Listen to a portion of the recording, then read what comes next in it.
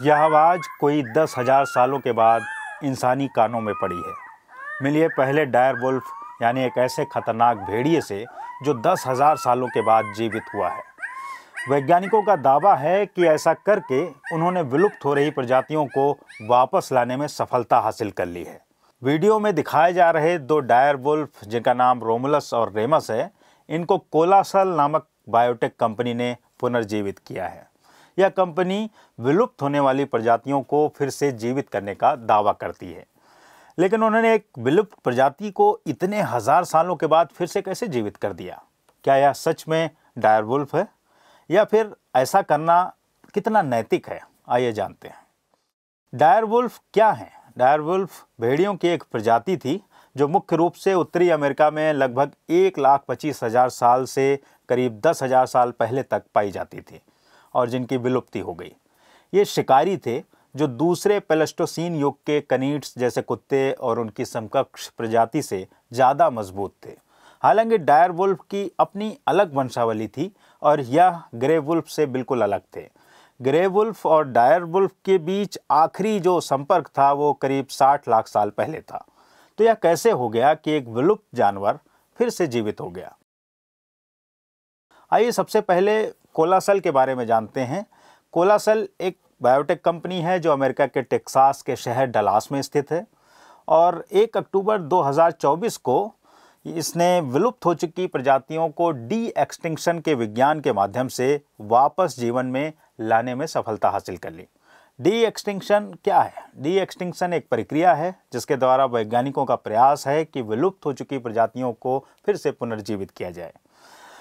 लेकिन उन्होंने ऐसा किया कैसे? डी एक्सटिंक्शन के कोई 8 कदम ऐसे हैं जिनसे इस पूरी प्रक्रिया को समझा जा सकता है। तो इन 8 कदमों को हम सिलसिलेवार समझते हैं। पहला कदम है कि डायर वुल्फ के दांत और 72,000 साल पुराने खोपड़ी के नमूनों से डीएनए का संग्रह निकाला गया और उसे अलग कर लिया गया। दूसरा कदम यह था कि दोनों नमूनों से पूरे जीनोम अनुक्रम यानी डीएनए की पूरी लिस्ट को जनरेट किया गया। तीसरा कदम था कि डायर वुल्फ के सबसे करीबी जीवित रिश्तेदार ग्रे वुल्फ के जीनोम से डायर वुल्फ के जीनोम के अनुक्रम को मिलाया गया। चौथा कदम था कि ग्रे वुल्फ से खून निकाला गया, फिर विशिष्ट कोशिकाओं को पृथक करके उनकी क्लोनिंग की गई। पांचवा कदम था कि ग्रे वुल्फ के जीनोम को डायर वुल्फ के जीनोम के साथ मिलाया गया और उनके बीच के अंतर को नोट किया गया। छठा कदम था कि इन अंतर को छांट दिया गया। सातवां कदम जीनोम इंजीनियरिंग करके ग्रे वुल्फ के जीनोम के हिस्से को बदला गया। इसमें ग्रे वुल्फ के डीएनए के हिस्से को निकालकर डायर वुल्फ का डीएनए डाला गया। और आठवां और बहुत अहम कदम था कि डायर वुल्फ की कोशिका को एक भेड़िया के अंडाणु में डाला गया। इससे पहले उस भेड़िए का डीएनए निकाल दिया गया था। यह कोशिका एक भ्रूण बन जाती है जो डायर वुल्फ है। क्या यह वाकई डायर वुल्फ ही है? ये 8 कदम सफल रहे हैं, फिर भी डायर वुल्फ की वास्तविकता पर सवाल उठाए जा रहे हैं। न्यू साइंटिस्ट नाम की एक पत्रिका में एक लेख छपा गया जिसमें एक समानता बताई गई है। कोलासल की प्रमुख वैज्ञानिक अधिकारी बेथ शैपरो ने न्यू साइंटिस्ट से कहा कि ग्रे वुल्फ और डायर वुल्फ का डीएनए 99.5% समान है, क्योंकि ग्रे वुल्फ के जीनोम में 2.4 अरब बेस पेयर हैं और दोनों प्रजातियों के जीनोम में लाखों बेस पेयर्स का अंतर है।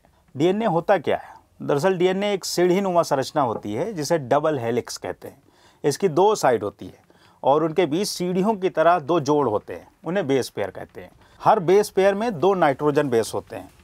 एक एडेनिन हमेशा थाइनिन से जुड़ता है और दूसरा गुआनिन हमेशा साइटोसिन से जुड़ता है। इसका मतलब हुआ कि भले ही डायर वुल्फ और ग्रे वुल्फ का डीएनए बहुत हद तक मिलता जुलता है, लेकिन उनमें लाखों बेस पेयर का फ़र्क भी है। यही फ़र्क उन्हें अलग अलग प्रजातियां बना देता है, जैसे उनके शरीर की बनावट, बर्ताव और सहन शक्ति में काफ़ी अंतर देखने को मिल सकता है। डी एक्सटिंक्शन विज्ञान का कोई नैतिक पक्ष भी हो सकता है? बिल्कुल। इसका जवाब कैम्ब्रिज यूनिवर्सिटी प्रेस में प्रकाशित philosophy and ethics of D extinction नामक निबंध में दिया गया है। इस निबंध के लेखक जे ऑडेनबॉर्ग ने दोनों पक्षों का तर्क दिया है। उन्होंने लिखा कि जब कोई नैतिककर्ता किसी नैतिक विषय को नुकसान पहुंचाता है तो उसे उस नुकसान की भरपाई करनी चाहिए। इस वाक्य का क्या मतलब है? साफ मतलब है कि अगर न्याय के सिद्धांत के मुताबिक कहें तो कोई नैतिक एजेंट जैसे इंसान किसी नैतिक विषय जैसे जानवर या प्रजाति को नुकसान पहुंचाता है तो उस नुकसान की भरपाई करना उसका नैतिक कर्तव्य है। एक मिसाल लेते हैं जैसे बुल्ली मेमत की। इसके लिए यह तर्क दिया जाता है कि अगर इंसानों की वजह से मेमत विलुप्त हो गए हैं तो उन्हें वापस लाना इंसानी जिम्मेदारी है। वहीं एक दूसरा तर्क भी है कि हमें विलुप्त प्रजातियों को कोई मुआवजा नहीं देना चाहिए क्योंकि हमने उन्हें विलुप्त नहीं किया है, इसलिए नैतिक जिम्मेदारी का कोई सवाल ही नहीं उठता। ये दोनों तर्क चल रहे हैं, लेकिन इस पूरे मामले का एक एनिमल वेलफेयर यानी पशु कल्याण दृष्टिकोण भी है।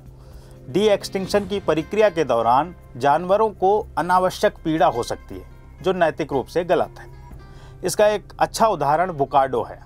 2003 में इसे क्लोन करके जीवित किया गया था, लेकिन कुछ ही समय के बाद इस बुकार्डो के फेफड़ों में खराबी हुई और काफ़ी पीड़ा के साथ वह मर गया।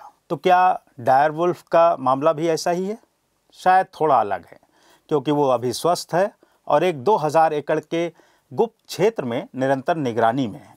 उसका उज्जवल भविष्य दिखाई देता है और कोलासल की यह उपलब्धि काफ़ी महत्वपूर्ण जान पड़ती है। लेकिन क्या यह कंपनी के लिए संभव होगा कि वह दूसरी प्रजातियों को फिर से पुनर्जीवित करे? मिसाल के तौर पर बुल्ली मेमत, डोडो और तस्मानियाई टाइगर के मामले में भी क्या वह सफल साबित हो पाएगा, या तो समय के भविष्य के गर्त में है?